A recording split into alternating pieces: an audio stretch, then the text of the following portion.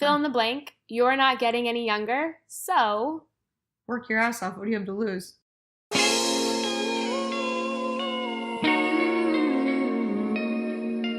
Hey, you. Yes, you. Welcome to the You're Not Getting Any Younger podcast. A podcast for people who want to disrupt their lives. For a good reason. To make it count. I'm your host, Jen Glantz. And every week, I'll drop a new episode with stories from real people, just like you, who woke up one morning and decided to make big changes, starting with small things. We'll cover topics like entrepreneurship, love, failure, and self-care.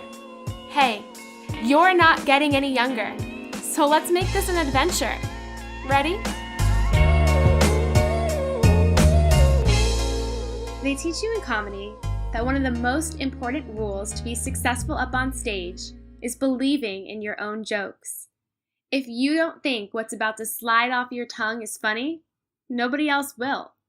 Which means that before you make people laugh, you must first convince yourself you can do that you're funny, that your jokes are worthy of a person's 2-drink minimum fare.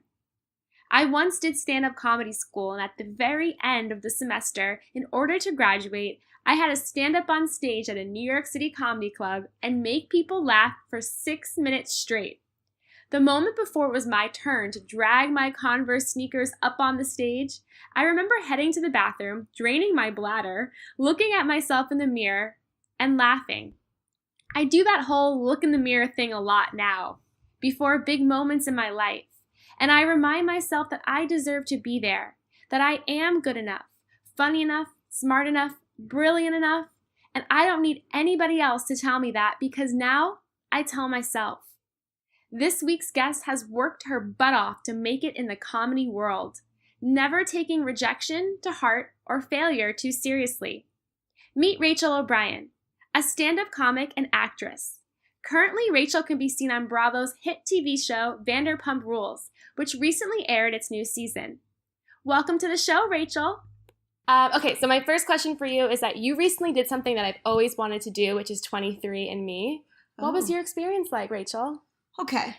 So I did it like 5 years ago, maybe. Let's see. When was the last time I was Susan's assistant? I did it when I was the assistant to this real estate lady. And she bought it for like her and me and her mom. And so I did it, and then it came up as like, I'm Italian, like my mom's first generation American. And it came up that I was like only like English, which I didn't know, or like the UK was highlighted. And I was like, this is bullshit. They just said that because my last name's O'Brien. Like, of course that. But apparently, if you look at it 5 years later, like I did, it's like they take genealogy and they update it and stuff. And I think it's like more relative. I don't know. But now I'm into it. It's so accurate. Is it really? I mean, down to the, like, what foods I can handle. And, I mean, I've always thought I was, like, fairly athletic and muscular. I was not expecting to find out that it was very rare, the muscle composition of, I think it was someone that is an elite power lifter. Did that change what you wanted to do with your future after you learned that? I feel like I could have maybe played in the NFL as opposed to become a comedian. I feel like maybe it would have been a quicker route. Maybe 23andMe knows things about you that you don't know about yourself that you should know. I mean, who knows? Why don't That's you do crazy. it? It's cheap. And they had a Mother's Day sale. I'm honestly scared to find out my results. I did 23andMe and found out that she had like a sibling, and like it opened up all these doors. I don't know. I'm kind of happy with my life. I don't want to find out that I have like a secret fascinating. life. I'm getting on it to see, because I didn't go back to the ancestry map. I just was looking at the health things. So because I feel like I'm English? allergic to all food. Well, it just would highlight the UK. Okay. But my grandma was English. My grandpa was, or is still, Irish. And then my mom's side has a little bit of Scottish in it. So yeah, it's like very UK. That's crazy. Yeah. What did they tell you shouldn't be eating or that you're allergic to? Well, not surprisingly, I used to think I could drink, but it always makes me like feel like I'm gonna shit my pants. So like after half of this beer, I just cracked a beer as my first drink of the day. I will probably have to shit my pants. That's okay. So yeah, it told me that, and I was like, "What? I thought I could drink. I thought I was Irish. Thought you could hang, but turns out 23andMe says you can't." Yeah, I was so insulted. This whole time I was like, "I'm so cool. I'm a drinker." Apparently, I'm not. Well, I'm gonna try it. You've inspired me to try it, and I'm scared to find out my results. But maybe I'll find out that I too am a power lifter, and then maybe we can go to the Olympic powerlifting. I mean, honestly, what do they mean by that? Are they saying like I would like win in like a Russian like deadlift contest, like cleans like? Have you ever done those moves anyway? I'm very strong, I will say that. Yeah. But I don't, like, could I have been a gymnast? Maybe. I'm too afraid to do flips and stuff, though. I'm too clumsy. But maybe that would have been your calling. Maybe you have gold medal. I mean, listen, I'm not old enough that I can't change the course of my life right now. I can be a comedian and an Olympian if I want. Could you imagine if you did both? I've actually known people that were like, I worked with some girl at like, when I was doing like modeling when I first came to LA, like the lady that owned the showroom was like, "Oh yeah, I used to be an Olympic ice skater." I was like, "Huh?" You're like, and now you're a real person? I always wonder what happens to people after the Olympics because it's your entire life for 4 years and then you're done. I think it's a high level of depression. I know like athletes that were like big college athletes and then their career doesn't work out in the pro sports, and I'm sure it's hard because you're getting all this attention and all of a sudden it's like being a child star or something. I sort of feel it though too in my career when I like release a book and then it's done. I find myself feeling super sad and lonely and figuring out what's next. Do you ever feel like that when you're done with the show? You just said that so casually, like when I release a book and it's over. You're not even 30. I am 30 now. You're 30. I feel like... How many books have you released? I've released 2, and after each one of them, I felt super sad. Because I feel horrible about myself now. Oh my God. I've written a ton of scripts and stuff, but no one bought them still. Okay, so after you finish a performance on a stage, do you leave? How do you feel when you're done?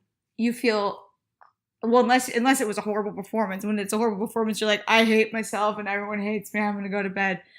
If it's a great performance, it's like there's an adrenaline rush that I can't quite describe. Well, okay, here's a way to describe it. I've only had like 2 bikini waxes in my life, but because I'm like, well, I just should handle that shit, because I don't want to bring razors everywhere when I'm on the road, so I decided to do it. And I just got one before I left, and I was really tired that day. And then the bikini wax was over. I was like, well, I feel awake. And she's like, yeah, that's because you're like, there's so much adrenaline because it was so painful. I was like, shit. She's like, yeah, I always tell people if they're tired in the morning, this should be their morning coffee. So you feel kind of like that. I don't know if your listeners have had bikini waxes where it's like, you can't come down from the high for a while. What age were you when you moved to LA, and why did you decide to do that? I always forget, 20 or 21. I graduated college when I was 20 because my parents were like, you have to go to college. You can't be an actress. And I was like, what did you study in college? Political science. Only because I knew I could get through it quickly because that's what all the athletes took. Really? Yeah. My boyfriend was an athlete and I knew a lot of them. You know, they do that in colleges. They're like, this will be the easiest course. So I finished in 3 years, by the way, with almost a 4.0. I don't want to brag. Whoa. It wasn't like Stanford. I went to University of Oregon. That's still pretty awesome. Wow. But did you know when you were in college, I only want to be an actress or a comedian? What did you think when you graduated? I knew I wanted to be, but I lied to myself and my parents for a long time because I knew my parents were going to be like, how are you going to get health insurance? And so I'd be like, I think my lie for a long time was I wanted to be a civil rights attorney. Did you ever want to be a civil rights attorney? Yes, I like fighting for civil rights, but did I want to go to law school? No. I can just fight for civil rights and say it on stage and not have to have gone to law school. For sure. I didn't even really need to go to undergrad. Yeah. It was a waste, but okay. So when you graduated and you left LA, what kind of game plan did you have in your head? There was no game plan except for lie to my parents. Interesting. Yeah, so, and my current boyfriend, but it wasn't really a lie. He's like one of my best friends now. We were on the outs anyways because he was a football player who got drafted in the NFL and then got injured right away. And so he was really depressed. And we were like living together for a couple months in the in-between. And he didn't want to we were living in Portland. He wanted to go be with his brother in Nashville because his brother played for the Titans there. And we're still friends, but like we were miserable. Yeah. And so I was like, I have an internship interview in LA, which I did. But then I also had an interview with an agency. And so I flew down there and then I called my parents and him. I was like, what's weird is I got this internship and it could change my life. And so they had to drive my stuff down. And then I got an apartment. And then about 6 months in, I was like, yeah, I want to be an actor. And what did they say? They were like, okay, but you still have to work 12 jobs. No one's supporting you. I was like, fine. So when you first moved there, did you know anybody? No. So well, I had one friend from college that moved down there before me. tons of people. And then one girlfriend from college moved there after me. Tons of people moved to LA with the intent of becoming an actor, a musician, all these things. But what did you do to start making it work? I mean, it took a long time. Mm-hmm. After about 2 years of being just trying to be an actor, and I hated waiting for people to tell me the word yes, and having it in someone else's hands. So then I went to screenwriting school at UCLA, and I got like a grad degree, but not like a BA, it was a 1-year professional program. And then I started writing scripts, which gave me more confidence because I'm like, I can do stuff. And then I started doing stand-up, and then the rest was history. But then it took 6 years before I started making money in it. What was it like to go on auditions and hear people say, nope? Really, it's honestly never bothered me. And when I would leave an audition, I'd be like, well, it's more of a them problem than a me problem. How did you get that tough? Well, I do remember when I first moved to LA, this actually was creepy agent dude, but whatever, this was a good piece of advice. He said to me, he's like, expect to hear 100 no's before you hear the word yes. That way you're not disappointed by every no. You're almost excited for them. So that's always worked for me, where I'm just like, no? Okay. You're missing out, casting director. Did you ever feel like you were just getting rejected so many times that nothing was ever going to happen for you? No.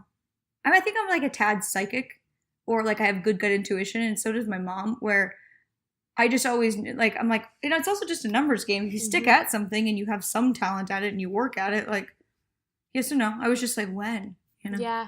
I feel like that too a lot with writing, because you hear a lot of no's, and in writing they email you your rejection letters, so you have like actual physical proof that people don't want you. Yeah, see, that would be harder, I think, because in auditions you go on one and then you just never hear from them, and then you can convince yourself like maybe they lost my email. Or that's like every date I've ever been on where you think he's gonna call you, but they don't. Yeah, you're like, ever. Maybe they just didn't have cell phone service that day. Whatever. Yeah.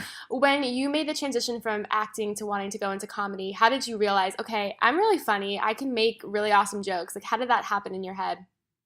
Whoa. I mean, I always knew I was just a goofball as a kid, and everyone in my family's funny. Well, my parents are hilarious. My sister's funny, and I don't know. I just knew I was, because I knew how to make people laugh, and I also had no shame. Like, I don't care if I looked stupid or fat or, I don't know, embarrass myself or look ugly or something. Like, things that normal girl or a lot of girls would care about.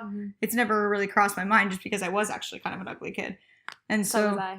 Yeah, so I'm just like, finally, I'm kind of attractive. Like, I'm just going to be grateful for this moment, but I'm not going to rub in people's faces, Yeah, I feel You were not an unattractive kid. I was awful looking. I was obese, and You were big? I was obese. I was a tomboy. Actually obese. Yeah, I was really big. Give me your top weight. Let's see. Oh, I can't. I mean, I don't remember. We're about the same height. Yeah, I was big, a tomboy, and my dad every morning would slick my hair back in a tight ponytail. Those gave me such headaches. My mom would like French braid my hair, and it was like, it's like, why? It hurts. Yeah, but like I got so bullied when I was younger because I was so unattractive. I was so shy. I couldn't talk to anybody without breaking into hives. So I feel like every day that I don't feel like that is like a good day now. You know? Every day that I don't weigh like close to 200 pounds and look like a Russian immigrant, even though I'm not Russian. Actually, I look. Well, actually, let's according to 23 and everyone thinks I'm Russian. Do they really? Yes. I would not look at you and think that at all. Watch. Okay. You kind of do look like a Russian, Yeah, you got to pull my hair tight enough. What if maybe 23, maybe your next 23andMe, they'll tell you that you are Russian. Who knows? I mean, it would help. I'm very ethnically ambiguous, so this would help my acting career. Okay, so when you made the transition, what did you do to figure out how to get into comedy? Did you go to a school? Did you just get up on stage? What was your process like? I'm someone that likes to like learn something before I do it. So not a lot of comedians do this, but I took 2 comedy classes. So instead of like dicking around at open mics and like not telling well-formatted jokes for 3 years, I'm not saying I was great, but I at least went to a class, had a teacher, and the students and me were like bounce ideas off each other. So when I did my first showcase, I had a pretty well-written 5-minute set. Yeah. Some of those jokes I still tell. Wow. And that was 6 or 7 years ago. And only if someone hasn't heard them, I'll say it like at a show. But and then after that, I took a really good class this is very good for women in comedy. If you can, go to a class called Pretty Funny Women. It's taught by Lisa Sunstedt. And she makes like a great environment for female comedians to get started. Granted, I hate that she makes us wear dresses on stage or something because she's trying to fight the stigma that you can't be pretty and funny. But yeah. Do you feel like when you're on stage you have to have a dress code of what you wear? I just like to wear what I'm comfortable in. Like last night I performed at Friars Club, which is a members only. And so they had a dress code where you couldn't wear jeans. Normally I wear jeans, boots, and like either a vintage band tee or whatever. That's what I'm comfortable in. That's what I wear all the time. It's very hard for me to perform in like a dress. I'm like, everyone, if I move, it's it can, you know. Because I noticed that a lot with female comedians is that they look comfortable. Yeah. And I always wondered if that's because they're trying to just blend in with the industry or it's because they just want to be comfortable. I think it's both. I think also, I mean, no one really hits on me because all the male comedians are either my best friends or they're terrified of me. It's that Russian face. And so I think a lot of girls do it also so they don't get hit on. Because it's like, you're a girl that you're in comedy, I would say, I'm just trying to say, because I don't know the numbers. If I go to, unless female comics just don't go out as much because they don't want to. But let's say on the Comedy Store patio at any given night, that's where everyone hangs before they go in. There could be 5 female comedians and 70 male comedians. Wow. So, yeah, you don't really want to be like in heels and a dress. Like, and the guys will probably they'd make fun of us too, you know? What is it like? I know you get this question a lot, but what is it like to be a female in comedy? Because there's not a lot, or there's not, you know. There is now. It's just because I think girls are finally getting brave enough to do things, you know. But I mean, it's fun. It's a lot of it can be annoying. Sometimes you'll see a lineup for the comedy clubs like 3 nights in a row, and they'll like have all the photos of the names, and you're like, there's not one woman on there. I would have liked to perform tonight. Why do you think that is? I have no idea. Why do you think most of these things are? Yeah. You know? Do you ever feel like it's like harder to be a woman and succeed in comedy, especially for actresses? I feel like in comedy, being a woman is even harder because there's not a lot of women-driven female movies. True. I think it can be harder and easier. So you have a smaller pool of people you're competing with, but that pool is competing with, you know, all the men and stuff. So you're sort of in like a double competition. Yeah, but I don't really. I'm someone that hates competition. Yeah. I hate comparing myself to people. I hate when people compare themselves to me. Like even if like if I've had my feelings hurt before by someone and be like, and my mom would be like, yeah, but you're a lot funnier than her. I'm like, Mom, I don't care. Like I don't like that kind of thing. Yeah, it's like that's not. We're all good. Yeah. I don't know. Yeah. What's your process like in writing jokes? Because a lot of your comedy is situational, it's funny, but it just sounds like you're having a conversation, which I think is extra hard to do because you sound natural. Like when I listen to your comedy, I don't think like, oh, it's joke, joke, joke. It's just Rachel telling stories and like they're funny and relatable. So what's your process like in writing? I live a weird life. How do you do that? I've just always been like, I like people. I like talking to people. Like a lot of the dating people I've dated, it's like, I'm not like, oh, I only want to date the hottest guy in the room or the coolest or the most successful. Like, I date who I fall in love with. Oh. And maybe so many people may think that's weird, but it's given me a lot of stories. And I'm alone on the road a lot, which I don't mind. I love it. So I talk to strangers a lot. And you find yourself in weird situations and then you find humor in it. Yeah, exactly. Do you feel when you travel a lot for comedy and for work, what is that process like going from city to city to city, stage to stage to stage? What is that like? It can be exhausting. But it's really fun and exciting. You know, I think for a lot of people, and I'm really proud of the comedy industry, it's not like the time in the 70s and 80s when it was like cool to like do blow and drink. Like the comedy industry really has gotten better where it's kind of like we all just want to be healthy. So it's not, people aren't partying late and stuff. I used to because you get exhausted. I used to think I needed Adderall to like stay awake.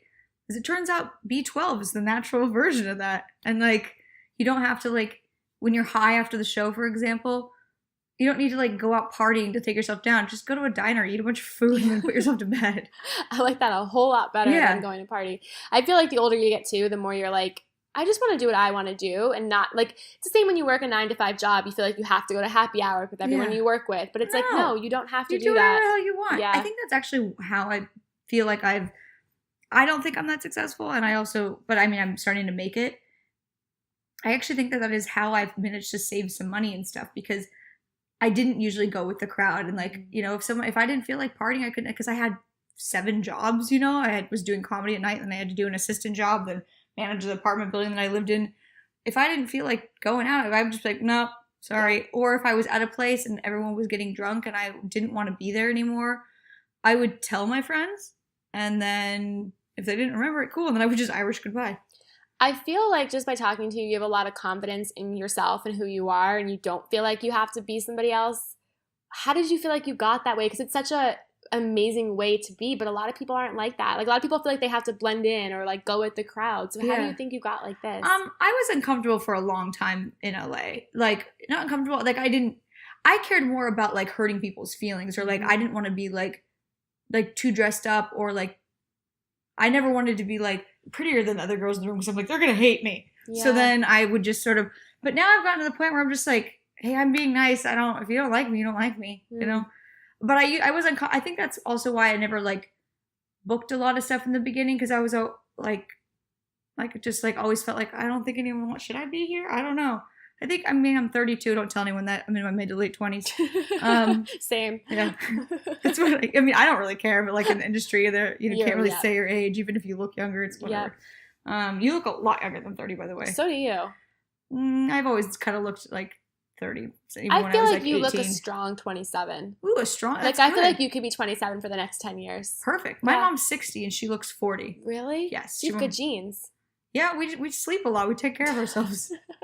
I napped before this. I had to. We eat a lot, but hopefully not too much. Sometimes too much. I mean, we've all been fat at certain points in our life. It's going to happen again. You said that for a good 6 years, you didn't make much money off of comedy, right? Mm-hmm. So what did you do in the meantime to support yourself? Originally I was just an assistant to this real estate agent, or not agent, owner. Like, she owns apartment buildings and stuff.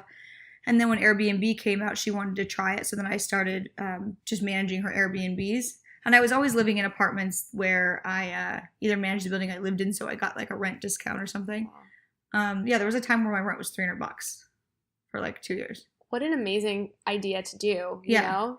I did get sick of it after a while, where I just wanted to like come back to my house and not have, because people will do that. It's like they don't understand business hours. So I'd come home at like 11 at night from a comedy show, and if one of the other people were there, they'd be like, my toilet's clogged. I'm like, cool, tell me that in the morning, or buy a plunger. Yeah. I don't know what to tell you. You're not an RA like in college where people can come to you at all hours. Yeah. You're a human being who happens to also manage the business. Exactly. That's crazy. So you worked a ton of jobs. How did you make comedy a priority? It just always was my biggest priority. Well, when I first started working for Susan, when I interviewed with her, this is, gosh, I don't even know, a long time ago. And I said to her when I sat down in the interview, she's like, I want you to work for me. I want you to work for me. And I was like, okay. I said, you live in Pacific Palisades, number one. That's really far. I said, I like you. I do want to work for you.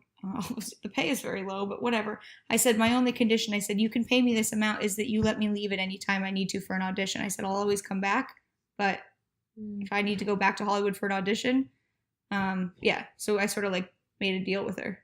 How were you able to take comedy and acting so seriously over the years when it took a long time for you to get anywhere with it? Because I loved it, and I wanted to just not manage buildings and not be an assistant. So I worked my ass off so I didn't have to do the thing that was what I did not want to do. So I think you said somewhere that even today you're still your own booking agent, right? Well, Chris, my boyfriend now, kind of is. He's been doing it because I can't call myself. I used to manage myself. Tell me about that. I made a fake management company. I had a phone. This is why my phone still comes up as Beverly Hills when I call people, because I didn't want my name to show up. So I was just like, agencies are Beverly Hills. So I had Verizon just change it to Beverly Hills. I'm taking notes because I got to do this for myself. I love this. So I would call and I'd be like, hi, this is Jessica from 10 to 1 Entertainment. Because used to work for this music manager, and he wanted to manage actors for a while. So 10 to 1 Entertainment was a real company, and then it wasn't really anymore. And so I'd be like, this is Jessica from 10 to 1 Entertainment. I have a really funny girl that I want to bring in for this audition. I know I submitted online, but like... Good for you. And I would just, So you pretend to be your own manager. For a while, you were your own booking agent. So what did you have to do to get shows? Yeah, no, now Chris is my booking agent. I love it. Yeah, I'm going to employ my boyfriend, too. Yeah, he created a booking agent company called Low and Beholden. Like it. Because Low, my friend, whatever, also does stuff. And we just, listen, you fake it till you make it. Amen to that. What advice do you have for people who are hungry, who want to make something work, but they're facing rejection? They're facing year 5 of working towards something and nothing's really happening. Year 5 is nothing. I'm year 11. Yeah. But what do you tell people who want to do something, but it's just taking forever? If you really want it, to work your ass off. But you also have to be realistic. If you truly are not, I believe anyone can learn anything. I think you can learn comedy and stuff. But if you truly don't have a natural knack for it and you're 5 to 6 years in and nothing is really happening, maybe we think about that. Or if like you're a surgeon, for example, and you keep accidentally killing people, maybe you got the shaky hand. I don't know. Yeah, maybe there are some signs that you should stop. Yeah. I think people, and that's okay too. Yeah. Because sometimes you end up having a way better career like that you never dreamed of, and then you're like, oh, I shouldn't have been sad about that. I think people, especially the young crew now, thinks of everything needs to be instant, right? And careers like we have as a writer, a comedian, nothing happens instantly. Like, I don't know one person who wrote an essay or a book and sold it on their first try. Like, I'm sure you don't know someone who walked onto a stage, told their first joke, and made it big. No. You know, and it's because everyone's just like, I can do anything I want at any point on my phone. I can. I'm old enough to remember when, I remember maps, and then I remember when I would have to like look up the directions when I was living in LA, print the MapQuest directions out, and then just like drive to the audition. Like it's just feel old, but same here, you know. And but I think that people give up so easily now because things are not happening for them, or they need to make money, and that becomes an excuse. But you've worked 7 jobs at once. I've worked 7 jobs at once. Like, you just have to make it work. And there's pride in that. I would never. I've always said this. I mean, we're attractive girls. I'm sure some older guy or some guy has wanted to date you and take care of you. I've always said that would repulse me. Like, I could see, like, I'd love for someone. I mean, like, Chris is, equally as successful and stuff. And, like, but I would never want to be with someone that was like, no, but I don't want you to work. Like, you stay at home. Like, I would chew my arm off to get out of that situation. Did you ever find guys intimidated by you when you were dating because of what you were doing? Yes. I mean, yeah, not a lot of people liked me. Yeah, I find that too. I find women who are doing something different and are good at it, guys are like, holy shit, like, stay away. Especially when it's because guys pride themselves on being funny. Did you hate going on dates because you had to deal with a lot of unfunny guys? I have to deal with people like strangers. I'm very independent. I don't mind going and sitting in a bar by myself and working on my computer.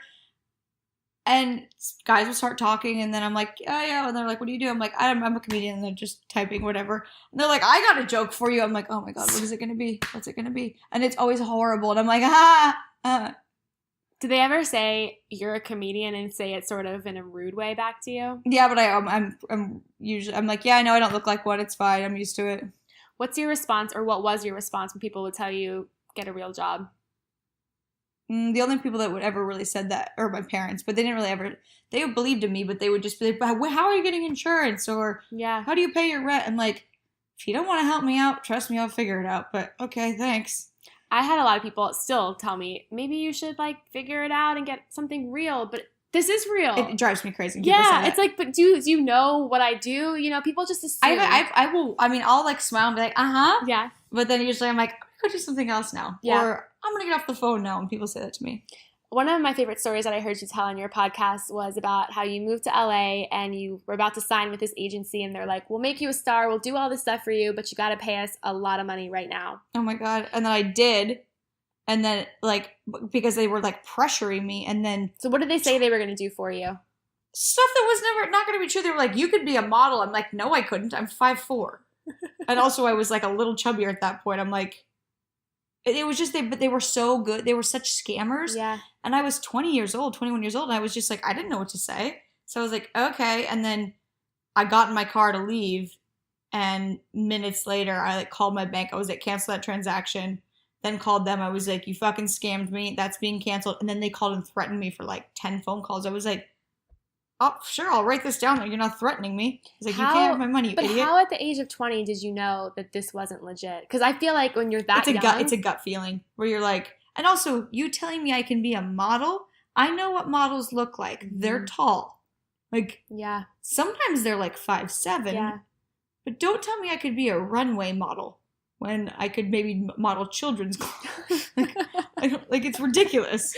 What advice do you have for people who meet with somebody, whether an agent or a manager, and they're like, I can make you a star, I can make you famous. What should people do in those situations? Take all of those with a grain of salt. You just told me this happened to you. Like, yeah. You smile and nod, but I can make you famous is the dumbest statement I've ever heard. Yeah. First of all, who wants to just be famous? If you want to just be famous and you believe that statement, maybe you are meant to be, because it's so you don't want to do the art of it, you don't want to act, you don't want to write, you just want to be famous. I mean, I've had 2 occasions where people have sat me down and said, I'm going to make you a star. And the first time I was young and I was like, yes, this is awesome. And then I realized that wasn't going to happen. Yeah. And the second time when the guy said it to me, I said, thank you very much. I walked out the door and then I did something myself instead, because I was like, I don't trust anybody who says they're going to do anything for me. Nobody's going to do anything for you. No, ever. You have to do it for yourself. 100%. Yes, people will help you out along the way, but it takes a long time to build those friendships and relationships and stuff. Yeah, I agree. And I think that a lot of people are scamming you. A lot of people are looking to take things from you. Your own friends half the time are. I have very good friends. They don't, but none of my. But I can see it in people. Like, I can see it with my poor Vanderpump friends. Like, where I don't feel like they can trust anyone, because I'll just watch the way people are like seething at them. I'm like, but they're people. Yeah, they're people, and they're very nice people actually. I wanted to ask you, since you've become more well known and popular, has anybody come out of the woodwork and said, from your past, and tried to be friends with you again, or like asked you for anything? I'm from such a small town. Like, no one's gonna. Not even family members. Good.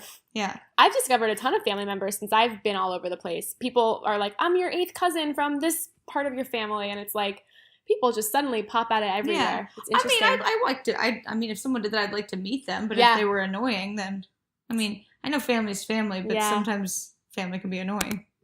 Most of the time, family can be annoying. Speaking of Vanderpump Rules, I read an article on Bravo that said, and I didn't know this, that you were practically the reason why the show started. Lisa Vanderpump should cut me a check. I agree. I don't get paid for the show either. What exactly happened that you were the one who started this show? When I first moved to LA, I was, let's see. Well, no, it would be when Kristen first moved to LA. So I'd already lived in LA. Kristen, who's a few years older than me, moved from Michigan. Because she is tall. Kristen is model. But we were modeling together. It was just like, you can be a print model or whatever if you're my height. And then, so we became friends. And then we were on a different modeling job, and then we met Jax. And then Jax and I dated for a little bit. And then Jax and I introduced Kristen and Sandoval. And then Jax and I broke up. And Chris and I didn't hang out as much anymore. And then we got close again. Yeah. That's crazy. And you've been on the show before. So what was it like having a camera sort of be in your face and follow you around with your friends? Well, it makes birthday parties not very enjoyable, I'm or sure. trips, because we're not actually having fun. Yeah. It's like you will start to talk, because you have microphones on, so you'll start to talk about something that like you don't want the producers to hear. All of a sudden there's a camera in your face and you're like, okay. Yeah, I think what people don't get about that show and you is that you guys are really friends, and having it broadcasted is probably not who everyone really is, but I'm sure it's also crazy how it changes your life. Did being on the show change your life in any way? I mean, I guess it helped with my following and stuff, and like Vanderpump fans come to my comedy shows and things like that. Yeah. Yeah. Did you ever get any negative comments or people saying mean things to you? Mean stuff. The only thing that ever really hurt was when Ariana said the mean thing about comedy. But for the most part, everyone kind of defended me. So, and then I felt bad for her. Yeah. Not really. I mean, I've always been prepared for people to be like, you're ugly or fat. And then we'd be like, you should have seen what I looked like before. Right? Before and after pictures. I'm thrilled with how I look. Actually, someone just sent me a message, and I never usually block people because usually they just crack me up. It was like, because I posted a thing that I'm trying to buy a house. Yeah. Well, yeah, because I can afford the mortgage on it, but I have no money for a down payment. But I just got approved for a loan, so this lady can suck it. Anyways, she wrote me a message. She's like, yeah, I'm confused. You tell me that you tell people that you don't have enough money to eat sometimes, or yeah, because I live in a city that's expensive, so I also whose like business is yeah. And I wrote her back. I was like, why do you care so much? And then I was like, I won't justify myself. And then I justified myself a little bit, and then I blocked her. I gotta tell you, I'll tell you the meanest thing anyone's ever said to me before. Not meanest, but one person emailed me telling me to take a long walk off a short bridge. And another person told me that I'm a disgrace to women because on TV. See, that would hurt my feelings. A long walk off a short bridge. Someone just posted on a YouTube video of mine once. It just said, kill yourself. I was like, ha!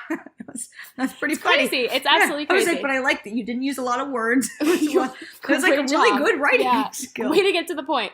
Okay, I have a quick lightning fire round for you. A couple more questions. Answer them as quick as possible with whatever comes to mind. When you were a kid, what did you want to grow up to become? Comedian.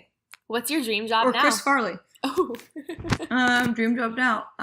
Comedian for the rest of my life. And I really would love to be an actress. I think I'm going to win an Oscar for a dramatic movie, though. I can't wait when you do. What advice would you give yourself at age 22? Don't drink too much and don't date bad guys. What advice do you wish you can give yourself now that you would actually listen to? Wait, now? Mm-hmm. Give myself now? Yeah. Don't go too long without eating. I passed out on the airplane here. I've never passed out before. I fainted. I walked out of the bathroom and then I felt the flight attendant like slap me across the face, and then she's like, and then she put like a light in my eye. I was like, what? She's like, what's wrong? Are you okay? She's like, have you been drinking? I was like, no. She's like, and I was like, oh, this is embarrassing. And I like snapped back out of it. It's because I'm like iron deficient. I didn't take my iron and all that. That's crazy. Yeah. But you were fine after. Yeah, it was fine. It was just embarrassing.